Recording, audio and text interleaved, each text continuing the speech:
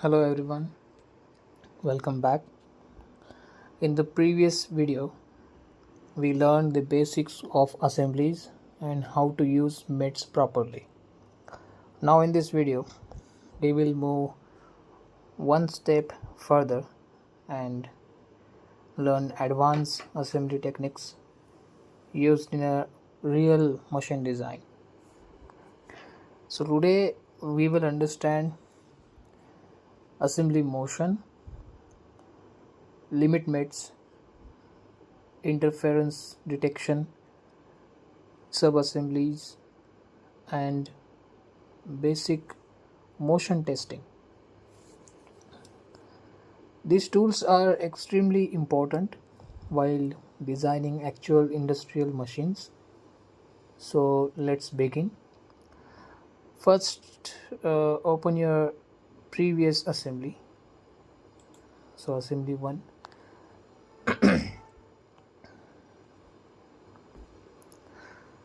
Now, before adding advanced METs, we need to understand something important. In real machines, not every component should be completely fixed. Some parts rotate, some slide, some move within limits. So this is where advanced METs become useful. So now let's understand limit distance MET. So first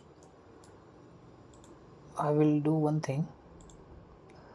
We have already given the MET coincide, so I will suppress this MET. Now you can see we can move this pin into this plate. Now click on MET, go into advanced. Now here we can see a limit distance. Now I will select this face and this face. Now I want to give this limit to this pin over the distance with the plate. So I will keep the maximum distance is, let's say, 100 and minimum, let's say, 0. Click on OK. Now you can see we can move this pin from this face up to 100 mm. We can measure it to verify, is it 100? So yes, normal distance is 100. So this is a limit distance MET. Now understand where we can use these METs. So as a machine designer,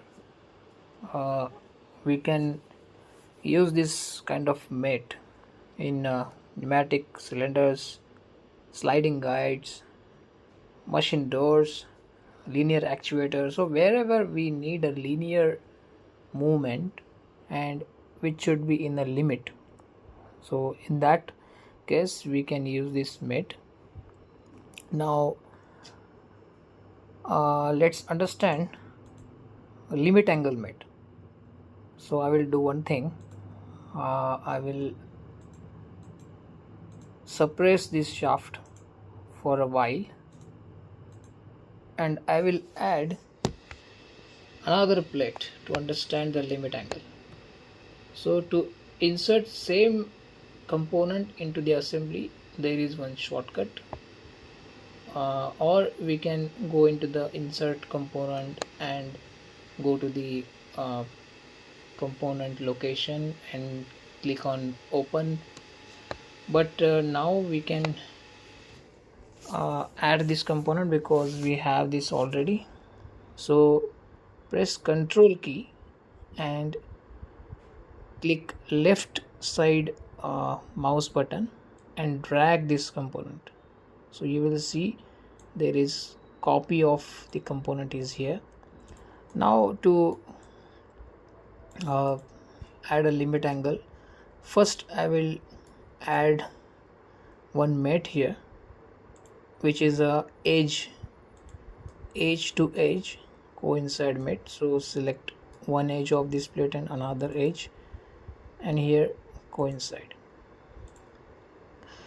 Now you can see we have coincide this.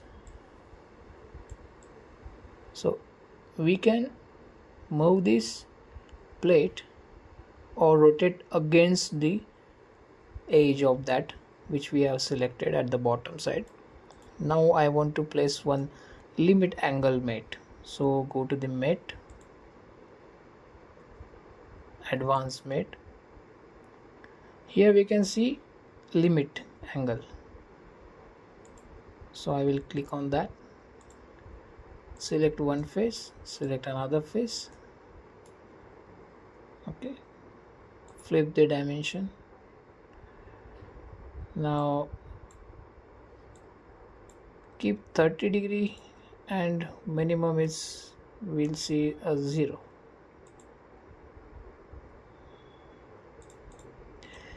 Now we can see, okay, it should be flipped. Now go to the mate, flip alignment. Okay, so it's going 30° towards the plate. Okay, we can also mate in this direction also.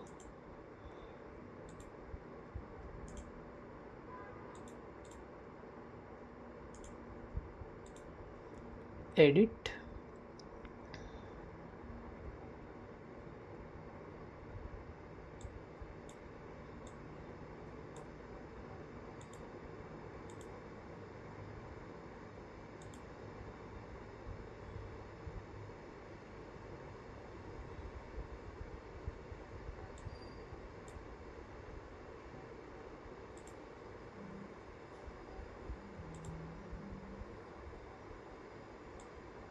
yeah, okay.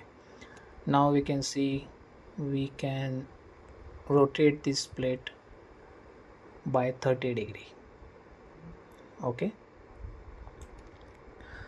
now let's understand one more important tool whenever we go into the assembly stage. So there are sliding parts, rotating parts, so there are a lot of components as we have discussed. So there is one tool to detect interference. That means if a component is colliding with another component, so how can we identify that component? Because this is only two parts, two components assembly, but in the real engineering we can have more than 10 or more than 100 components. So how we can identify the interference detection? So to find interference detection, go to the evaluate. Here we can see one option, interference detection. So it detects the interference where, okay, it has already taken the assembly one. So we can directly calculate. So here it is showing no interference, but if we collide this forcefully to understand what is the interference, okay, let's flip the dimension. Okay, it's colliding now.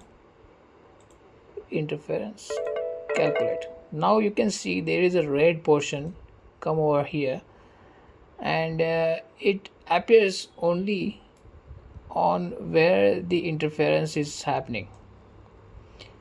Now see, it is colliding with each other.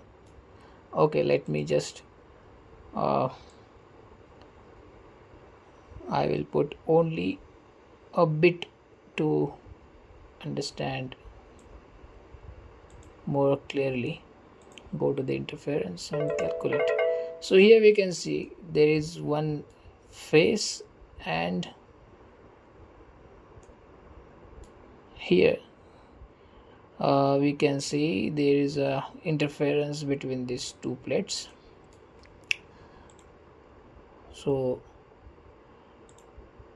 if we can understand, or if we can identify the interference, then we can change or we can modify our assembly, that it will ensure our assembly is not colliding with each other and components are not getting collide with any other component which it should not be collide.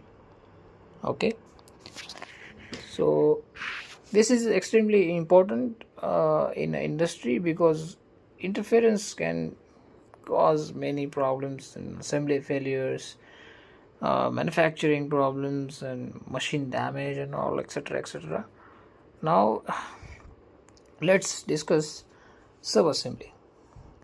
Now instead of keeping hundreds of components in one assembly, professionals divide the machine into smaller groups. Like for example, the conveyor roller section.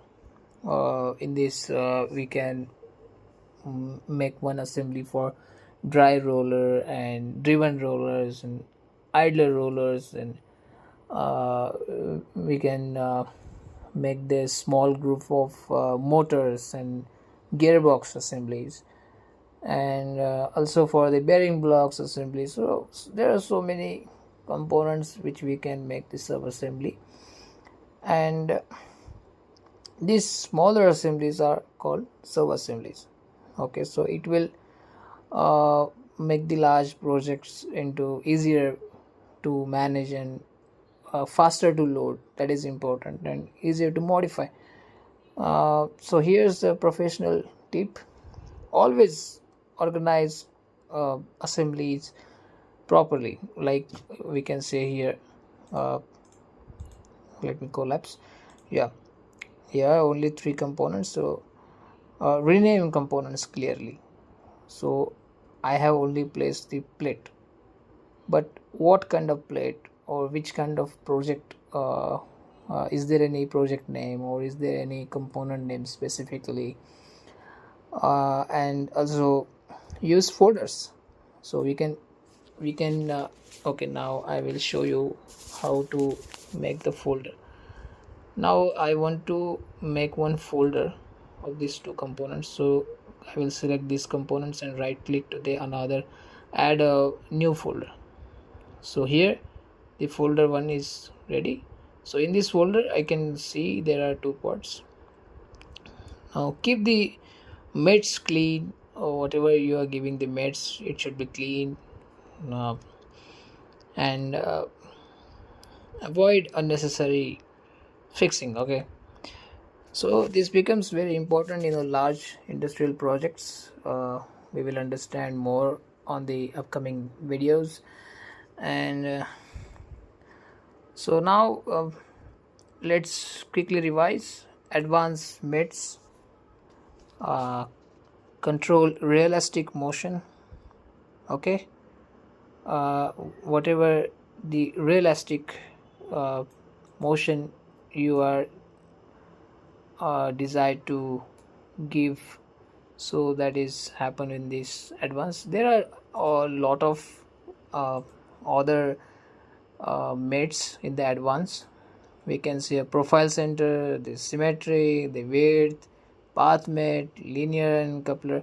So there are a lot of things, and in the mechanical also we have cam, slot, hinges.